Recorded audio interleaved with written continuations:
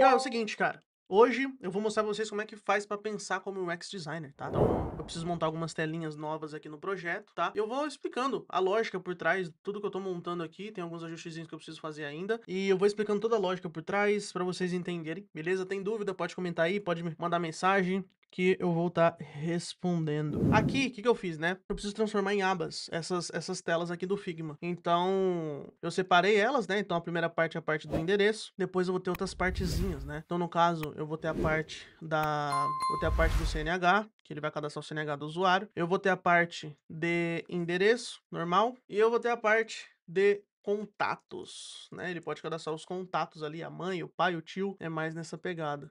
Aí eu fiz os iconezinhos, aqui no caso aqui são dados. Eu queria que isso aqui fosse componente, né, mas infelizmente não tá sendo. Deixa eu ver se ele vai bugar desse jeito. Esse ícone de dados vai ser o ícone de usuário. Eu sei que esse íconezinho de usuário não buga. Agora esse aqui de endereço buga. Mas aqui não tá bugando, tá vendo? Ó, quando não é componente não buga, cara. Não dá pra entender esse bug do Figma, velho. Caraca, bicho. Rapaz. E aí quando for a aba ativa, eu tenho que colocar uma coisa que destaque e que mostre que é uma aba ativa. Então aqui nesse caso, eu vou colocar ele no tom de cor azul claro, que é o tom que eu tô usando. Ó, sempre usando a mesma variável de cores, né? É o ideal. Então, se você tá fazendo um design, uma interface, o ideal é que você use a mesma paleta de cores. Ah, beleza. E aí vai ser nessa pegada, cara. Eu vou ter que usar isso aqui em todos. Eu tô usando componente nos campos também. Facilita muito usar componente em campo, tá? Nossa, fazer sistema sem componentização nos campos é osso. Isso aqui tá me dando agonia. Tipo, não tá componentizado essa partezinha. Mas fazer o quê, né? Tá bugado o Figma, mano. Não dá pra esperar eles resolverem o bug. Tem que avançar. Então, vou usando aqui. Esse aqui já vai ser uma outra aba. Esse aqui já vai ser uma outra aba. E esse aqui é a aba de endereço. Tá vendo como fica mais organizado? Ao invés de você fazer um campo, um campo em cada linha, né? Aí fica. Porque aqui tem quantos? Ó, 3, 6, 7 campos.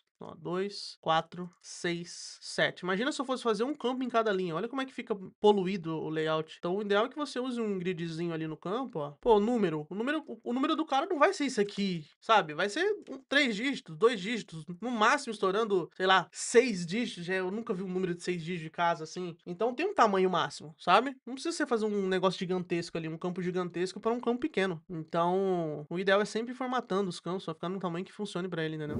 Aqui, eu vou fazer uma coisa que eu nunca fiz num sistema, e eu pensava que dava pra fazer isso, ia ficar bem legal, que é, assim que o usuário completar a ação de adicionar, seja um cliente, alguma coisa, vai aparecer isso aqui pra ele, ó. Olha que top, cara. Olha que foda isso aqui, velho. Quando ele clicar em salvar ali, vai adicionar o cliente, certo? E aí, o que que eu vou mostrar pra ele? Eu vou mostrar, tipo assim, cliente adicionado com sucesso. O que deseja fazer? Aí vai ter a opção, criar, no caso desse sistema que é um sistema por locadora de moto, né? Criar um contrato com o cliente, adicionar uma multa, ações rápidas pra esse cliente que a pessoa acabou de adicionar. Puta, mano, que negócio foda. Que facilidade, velho. Porque em vez... qual que é a visão do UX, né? O que que você tem que ter de visão quando você tá fazendo o UX design de um projeto? A experiência de um projeto, né? Você tem que pensar o seguinte, tudo são fluxos, tudo são fluxos. Então, você vai ter uma ação inicial e um objetivo final, e no meio delas você vai ter subações, beleza? Vamos chamar desse jeito. Então, por exemplo, eu tenho aqui a ação inicial. Eu tenho a ação inicial. Qual que é essa ação inicial? Pô, a ação inicial, ela é botão, clicou no botão, adicionar cliente, beleza? Essa aqui é a ação inicial. Então, a primeira coisinha que a pessoa vai fazer. Então, vou colocar até uma corzinha aqui, ó. Vou colocar um verdinho. Isso aqui é a ação inicial. E aí você vai ter o objetivo final, né? Então você vai ter aqui, ó, colocar até centralizado para facilitar a minha vida também, né? Então você vai ter aqui, ó, objetivo final. Qual que é o objetivo final? Alguns. O objetivo final geralmente não é só um, tá? Às vezes o objetivo final são alguns objetivos finais. Então, imagina que o objetivo final, pro cara criar um cliente, ele cadastrar um cliente, não é ele cadastrar o cliente em si. O objetivo final é ele criar um contrato com o cliente. Esse é o objetivo final dele. Cada sistema vai ter vários inícios e objetivos, né? Então são vários. Isso aqui, eu não desenho isso aqui para cada objetivo, porque se for desenhar esse aqui, tem gente que desenha, tem um X-Design que eu vejo que desenha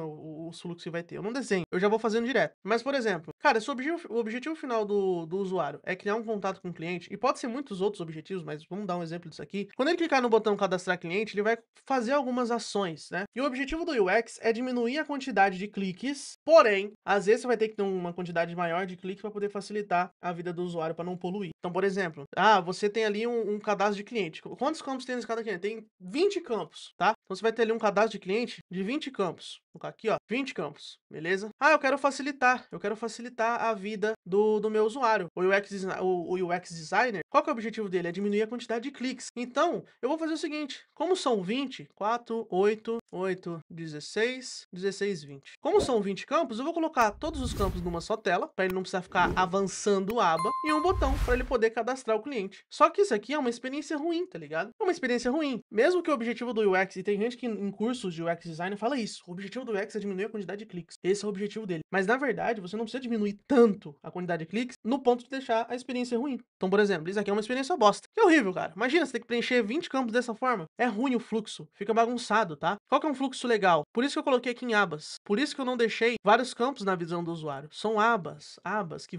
ele vai navegando entre elas para cadastrar o que ele precisa, tá? E quando você vai fazer a parte do back-end, por exemplo, ou quando você vai fazer a arquitetura do sistema em si, você também tem que pensar nisso. O UX ele vai entrar nisso também. Qual campo que eu vou colocar obrigatório pro cara cadastrar no cliente dele? Eu não vou colocar os 20 campos como obrigatórios. Eu não vou fazer o cara preencher 20 campos para conseguir adicionar um cliente. Qual é o campo essencial que eu preciso nesse sistema? Cara, eu preciso do nome do telefone e do e-mail desse cliente. O resto, tudo opcional. Tudo opcional. E aí, quando você for fazer o sistema, geralmente você vai colocar o labelzinho, né?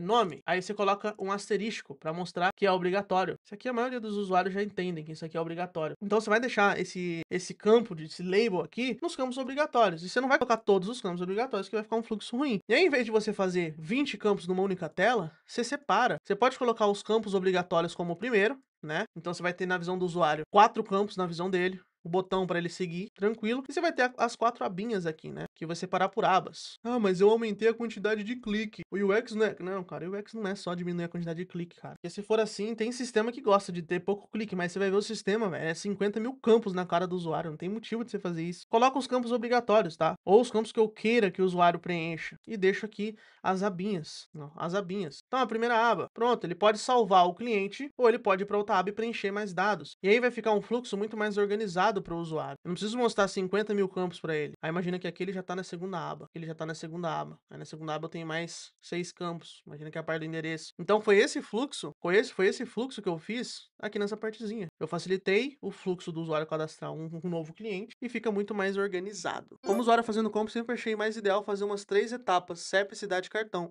É isso aí, cara. Muito mais fácil. Imagina no formulário de compra ter 50 mil campos, velho. Não dá. Não dá, não bate. Então é isso, tá? Então é isso. O objetivo é você diminuir, você fazer um fluxo fácil, você facilitar o fluxo do usuário da ação inicial para a ação final que ele vai ter, seja cadastrar um cliente e tudo mais. E se o objetivo final for criar um contrato, quando ele cadastrar um cliente, o fluxo dele vai começar aqui. O fluxo dele não vai começar na tela de contratos. O fluxo dele vai começar na tela de clientes. Ele vai ter que cadastrar um cliente porque no contrato ele precisa colocar um cliente novo. Então ele vai lá, cadastra o cliente dele. Depois de ter cadastrado, isso aqui vai facilitar muito a vida dele, que eu vou montar agora, né? Tem que montar aqui. Que vai ser um atalho. Ó, você cadastrou o cliente. O que você quer fazer com esse cliente? Ah, fechar e cadastrar outro. Ou criar um contrato, adicionar uma multa, adicionar isso, aquilo, enfim, né? Aí você pode escolher, o cliente vai escolher o que ele quer. Mas é nessa pegada, cara. E fica muito bom. E fica muito top.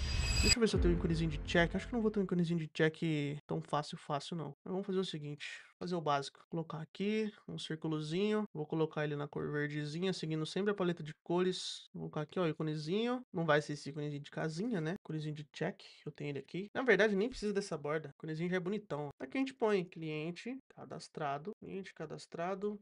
Com sucesso. Como é um sistema de uso único para validar, né? No caso, eles vão usar na empresa deles e depois, dando certo, a gente vai transformar isso aqui num SaaS para eles. Cliente cadastrado com sucesso. O que deseja fazer? Pronto, ó. Uma perguntinha. Posso colocar aqui o cliente que acabou de ser cadastrado para facilitar, né? O cara também não precisa ter memória de RAID, não precisa ter uma memória bruta. Deixo aqui pelo menos a fotinha ou o nome do cliente. Pegar aqui no layout da lista, ó. Posso colocar aqui o nome do cliente, telefone e na verdade eu posso pegar esse layout aqui, ó, na parte de exclusão. É até mais fácil. Aí, ó, já era. Cliente cadastrado com sucesso. O que deseja fazer? Já era. Ele pode já vir aqui, quando ele clicar aqui, já vai abrir a tela de locação para ele poder criar uma locação com esse cliente que ele acabou de cadastrar, entendeu? Essa é a pegada. Na verdade, nem precisa o que você quer fazer. Isso aqui é autoexplicativo, velho. Aí, ó. Isso aqui é autoexplicativo. Criar contrato ou fechar. E esse ícone tá muito grande. Pronto. Já era.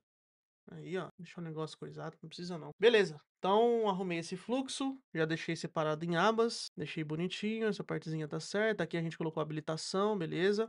Tem que criar essa telinha aqui, mas eu não vou fazer ela ainda. Uma coisa que tinha que ter, que eu acabei de fazer, né? Se o cliente tiver com uma locação ativa, tem que mostrar esse status, ó. Esse cliente tem um contrato ativo, não é possível excluí-lo. E aí só tem a opção de fechar. Se ele não tiver com contrato ativo, ele pode excluir o cliente. Então, é nessa pegada. O modo vai ser sempre em abas, tá? Mas eu vou ter que fazer isso para ver quais campos vai ter no total. Então, eu deixo ele bem aberto assim, deixo ele bem aberto para ver quais campos que vão ter, né? Porque vai ter muito campo, ó. Contrato da locação. Isso aqui já vai estar na hora de que for criar a locação, entendeu? Olha que coisa linda, cara. Ai, é bom demais fazer esse sistema. Deixa eu ver se vai ter mais algum campo. Isso aqui é só a regra, né?